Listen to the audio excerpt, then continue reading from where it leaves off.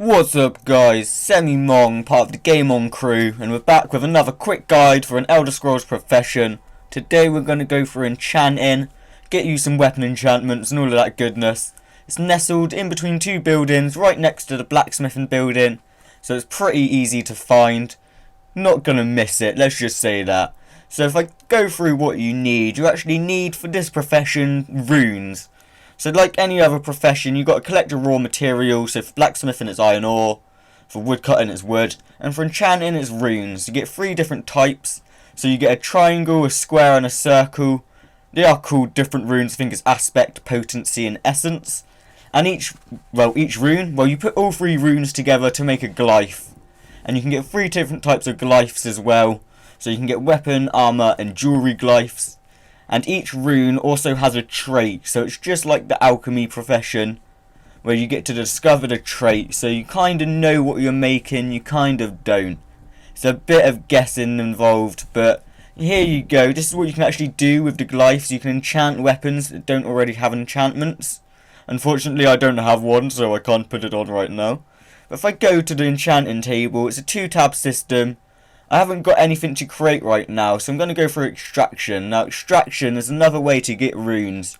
If you have a glyph you don't want, simply go onto extraction, plop it in, and you can extract the raw materials out of it, just like the extraction on blacksmithing or woodworking. See, I've gotten 3 of the main raw materials. I've got 1 of each rune, so that's a good extraction, that is. That's very good. So now I can actually go ahead and go through creation. So creation is actually how you make the glyphs. As I said, you need 1 of each rune. You need a square, a triangle and a circle. I'm not actually a high enough level to use that rune at the moment. That's very interesting. But as you can see also, underneath each rune is a word. So that's develop. This is shock. I'm pretty sure it says shock, yeah. That's shock, and then underneath the last one is base. And now each word obviously just tells you what it's going to make. So the middle rune is simply what I'm going to make. So if I put in that, I'm making a weapon glyph of flame. If I change it, weapon glyph of shock. Whereas if I change it to something I don't know what I'm going to make. I haven't unlocked that trait yet. But once I go through the process of actually crafting this glyph, I'll know that trait. I'll unlock that trait for future reference, which I think is good. So let's go ahead and make a tripling glyph of stamina recovery. Very interesting. So yeah, these runes are very easy to spot out in the open, just simply because they glow. And if you haven't already, go check out our low level resources gathering guide. But in case you can't be asked to go out adventuring and finding them, you can power level your enchanting skill by buying glyphs from the shopkeeper and then just extracting them. But you can see the prices vary. This is gonna be expensive and I don't suggest doing it. I would suggest just spending your time going out and getting the runes yourself.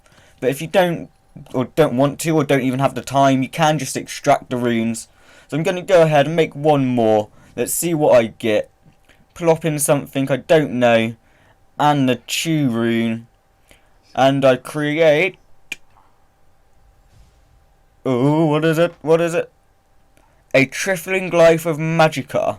So I'm pretty sure that would add magicka, and that's an armor enchantment. But to finish off, let's go through the skills. So enchanting's actually quite a bit different to the other ones. As you can see here, I could upgrade this skill now and make better glyphs, because I would be able to use higher level rune stones.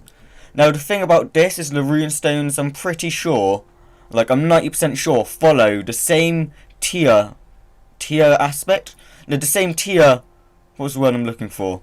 It follows the same way the weapons and armor do. It goes up in normal, rare, epic and legendary. So you can see common, normal, rare, epic and legendary. So it'd be white, green, blue, purple and orange for legendary.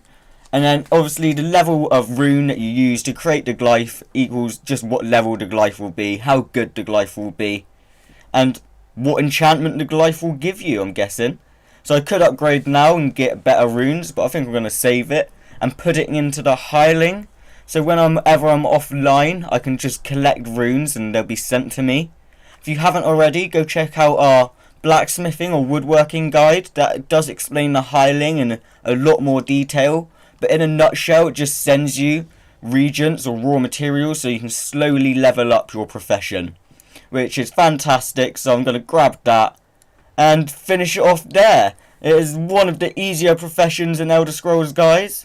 And if you haven't already, like and subscribe, and we'll see you on the next video. Bye.